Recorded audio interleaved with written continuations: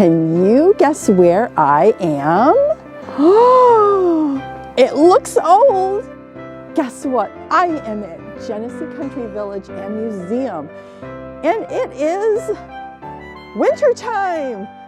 And more importantly, it is Yuletide in the country.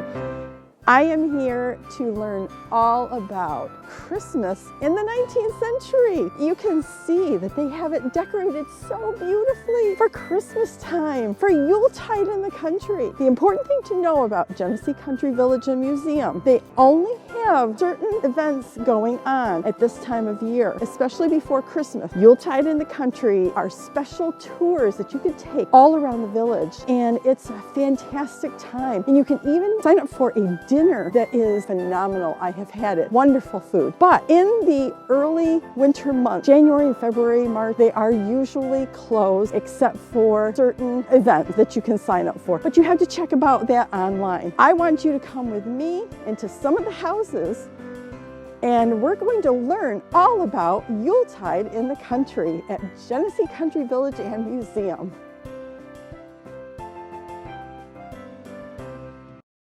I am here at the McKay House at Genesee Country Village and Museum, and I am with Chris, who is a historical interpreter. That's the correct term to say. And Chris knows all about Christmas trees in the 19th century. Chris, I just heard your little talk to some school groups that you had here, and you were talking about how the Christmas tree originated in Germany. I did not know that it really began more in the 15th century. Was that correct? The 1500s. 1500s, yes. so yes. The 16th century. Mm-hmm.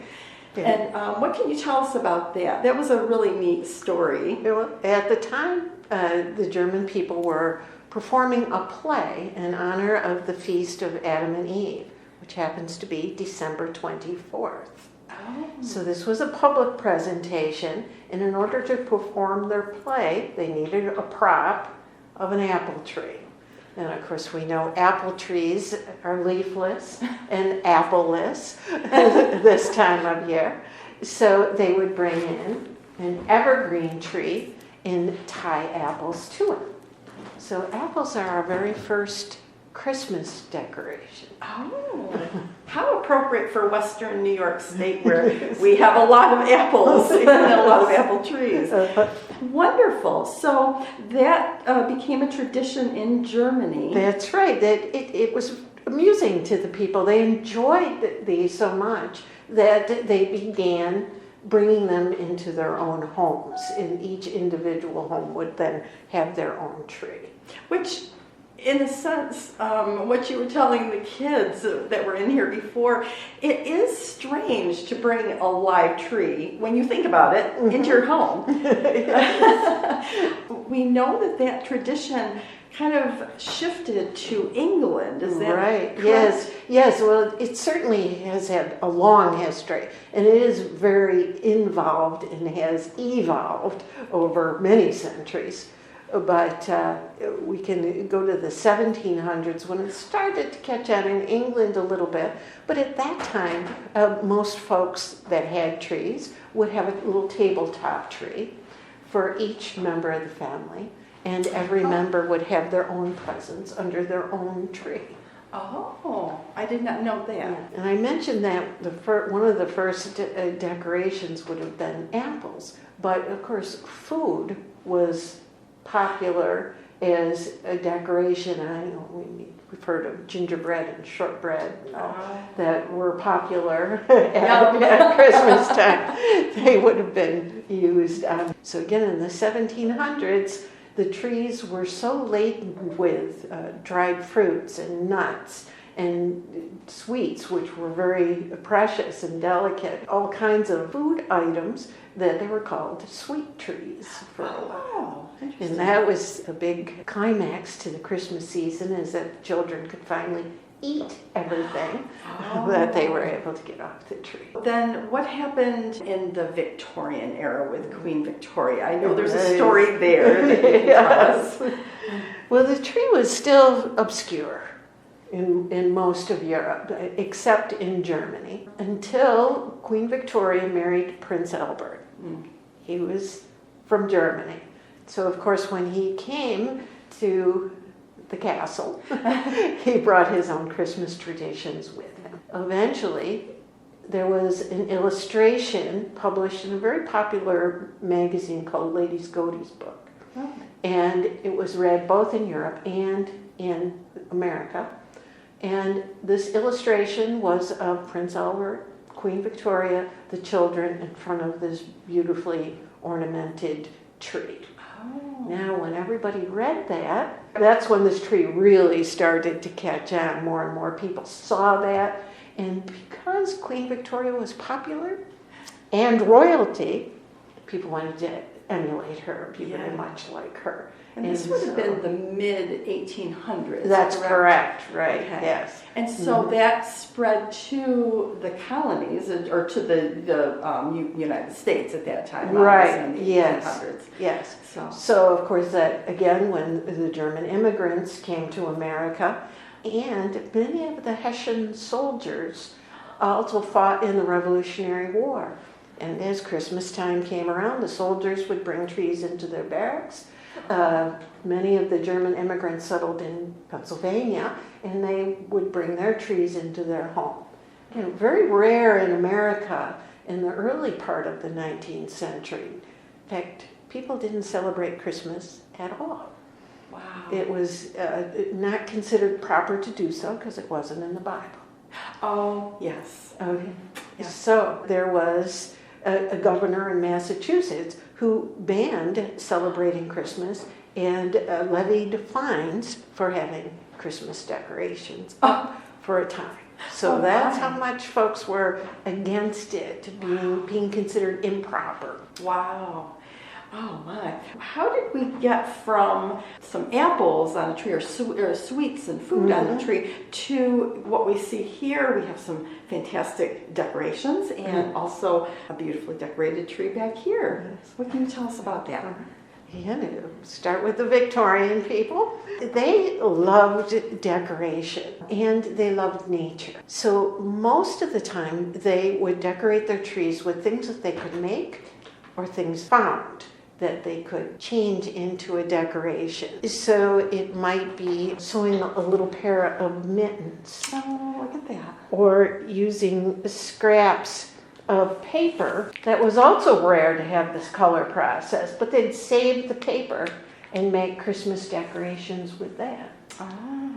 So the Victorians spent so much time making their Christmas decorations, because now they have these fabulous floored ceiling trees, that they would have to start in July. Oh my! And the origin of our phrase, Christmas in July. Oh, is that where we learn something new every day. Oh, and now I had read too that there was sometimes a little bit of a rebellion against store-bought decorations. That there was a time when people really enjoyed the homemade things, but we do know that store-bought decorations became popular. Yes. So what can you tell us about that? Well, everything changes over time. So one of our most popular ornaments today, of course, are the glass balls. That also had its origin in Germany in the section called Thuringia. And they, at the time, were hand-blown and made these beautiful glass ornaments. Eventually, they were exported to America. And one of the first places that sold them in America was the Woolworth store, which many of us do still remember. Yes, I remember the Woolworth store. But you're right, most things were handmade. And part of it was that folks couldn't afford to make things. They would just find things around the house or make things. Well, I see some candles on the tree back here. What can you tell us about the candles? And I see some tin work. That's beautiful. We happen to have this tree decorated with all tin ornaments. And of course, tin has been around since before Roman times. So it was considered a very valuable metal, and it keeps its shine. Yeah. So they would have been used for that. Oh, so it would have glistened in the candlelight. That's right, yes. Yeah. Now, when did they start using candles on a tree? There's a legend, a story that goes with the candles on the tree, and it starts with Martin Luther, Oh. great Protestant reformist in the 1500s. The story is that he was coming home from church services on Christmas Eve. He looked up into the beautiful starlit sky, and he felt that it was like the Christ child shining, the light of the Christ child shining down onto earth.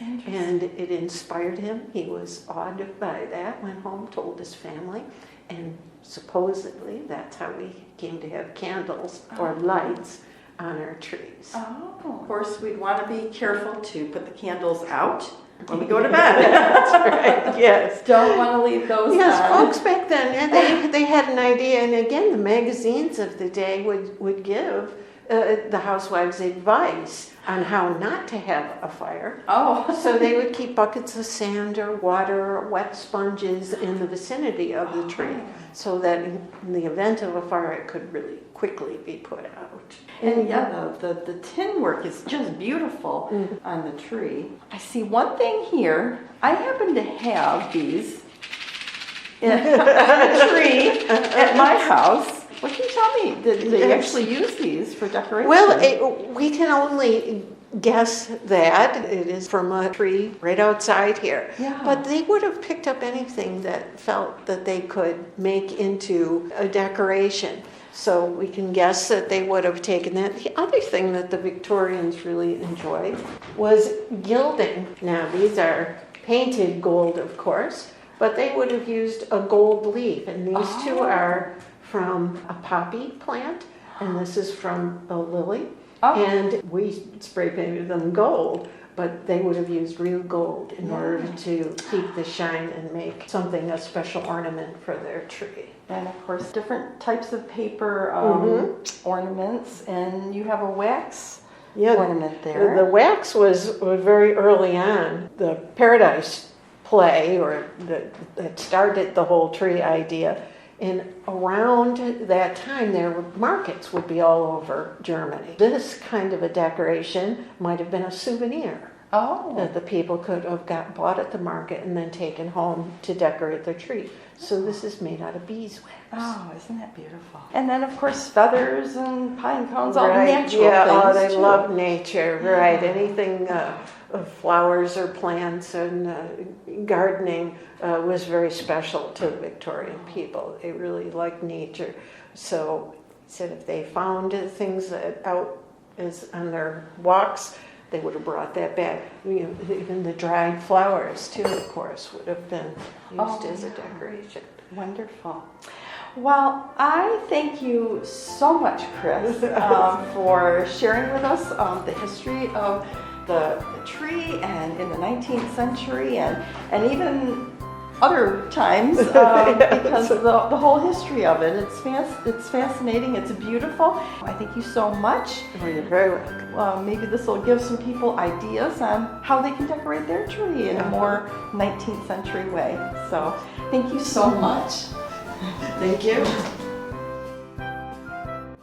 Wasn't Chris fantastic? She was so knowledgeable. I just want to thank all of the staff at Genesee Country Village and Museum. Oh, they are fantastic. Wait till you see all of them in the rest of the videos that I have coming. Thanks to the staff at Genesee Country Village and Museum. This is the first video in a 3-part series on Yuletide in the country. I can't wait for you to see parts 2 and 3. So subscribe so you make sure you get notified when those 2 videos come out. And in case you didn't know, creating a YouTube account and subscribing is all free. Yeah, I love free things in life. If you follow me on Facebook or Instagram, I'll be sure to put notifications there too. So until next time, I'll see you soon.